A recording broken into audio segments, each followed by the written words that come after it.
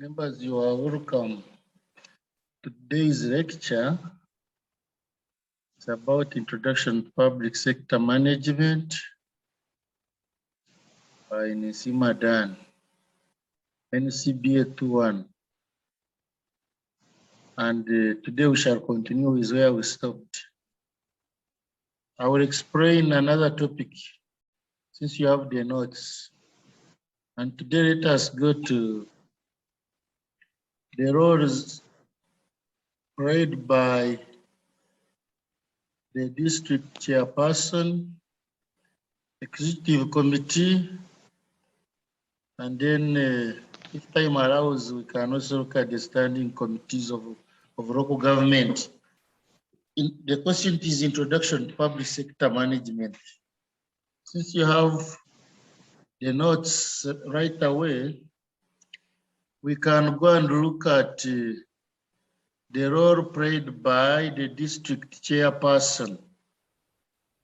Last time we looked at the role played by the contracts committee of every local government. Now let us continue with the roles played by other stakeholders and actors in local government. Now today we start with the district chairperson. Every district has a district chairperson, and this is an elected office. The district chairperson is elected by the people, by the voters, and is given a term of office.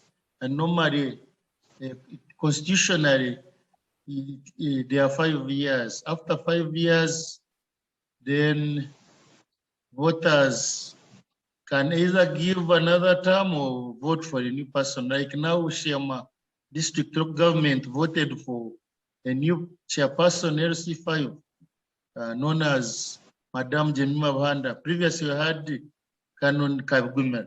Now let us see what are the roles of the district chairperson. Number one, implementation of council decisions. Every district has a council, LC5 council.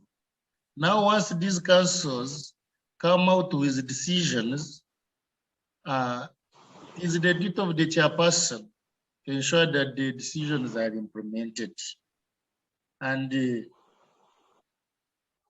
also overseeing persons employed by the government in order to provide services to the district and monitor the provision of the services or the implementation of projects in the district. Now you find that there are people employed by the district, the technical team, and they are headed by the CAO, Chief Administrative Officer, and like district engineers, like other positions, like there are so many posts at the district, finance officers, district engineers, and other positions at the district. Now, even Gombora chiefs, even clerk council, those are the positions, and the recruitment is done by the District Service Commission. But it is the duty of the chairperson to ensure that those people employed by the district are able to perform their duties. So the chairperson monitors people who are employed by the government to provide services in the district and ensures that the projects are implemented properly. So it is the duty of the chairperson to ensure that. Even though it is not the chairperson to recruit, but he has also to monitor how people employed by the government perform their duties. That is role number one. Role number two. Role number one, I've said the chairperson is mandated to make sure that he monitors the implementation of council decisions. Number two, I've said he should also monitor the performance of employees of the people employed by the government, and I've said people employed by the government belong to the technical team headed by the CAO.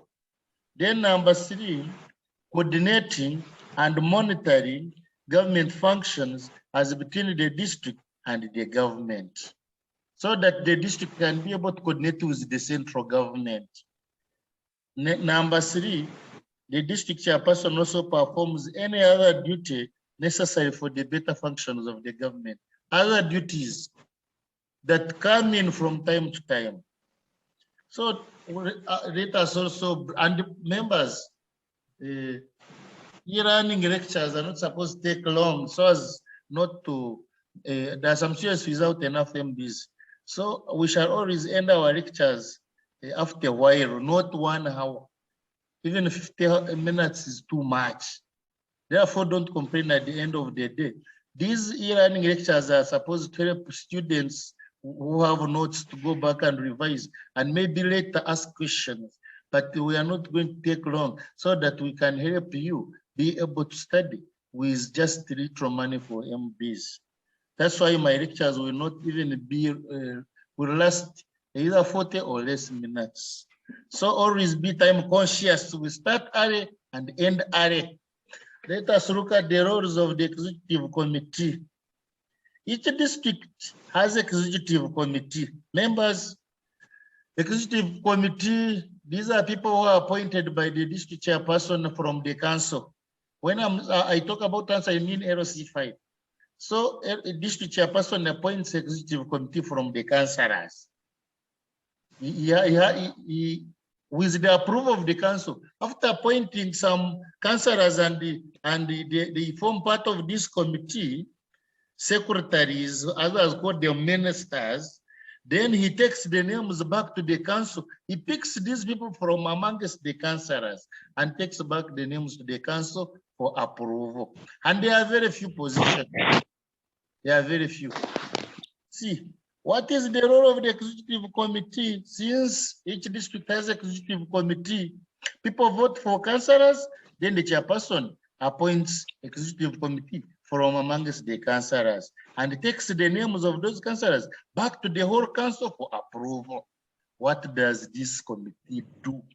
Number 1, executive committee initiates and formulates policies for approval by the council. So the policies which the council passes are approved by this committee. You find amongst the executive committee someone like in charge of education, in charge of works, secretary for works, secretary for education, secretary for health, secretary like. Now, bring policies, they formulate policies, and the policies are passed by the council. Number 2, oversee the implementation of government and council policies, monitor and coordinate activities of non-government organizations in the district. So this, the executive committee is responsible for implementation of government and the council policies. The council just passes policies, and it is the executive to implement. Councillors act as watchdogs, but they are not always involved in the actual implementation is by the executive committee. And I've said it is the chairperson of the district appointed executive committee. Number 3, implementation of programs takes remedial action where necessary.